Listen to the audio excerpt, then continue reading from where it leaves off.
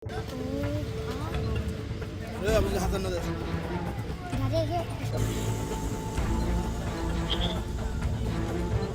4:30টায় আমাদের মাইকে মসজিদের মাইকে মুয়াজ্জিনে বলে দিচ্ছে যে আমাদের এখানে একটা গাড়ি অ্যাক্সিডেন্ট হয়েছে, গাড়ির নিচে পাহাড়ের নিচে পড়ে গেছে, আপনারা আসেন, আমরা সাহায্য করতে পারতেছি না একা।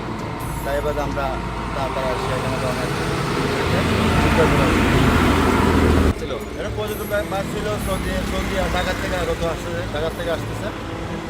এটা আসার সময় এই ঘটনা ঘটছে।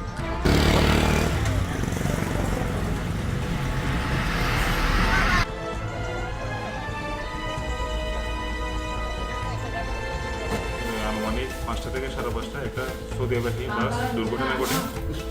এতে ওই বাসের ম্যাক্সিমাম যাত্রী আহত হয় এবং যাত্রী এখানে আমাদের বান্দরবান সদর হাসপাতালে আসার পরে একজন খুব মুমূর্ষু অবস্থায় এবং বাকি 3 থেকে 4 জন মোটামুটি অবস্থায় খারাপ অবস্থা ছিল।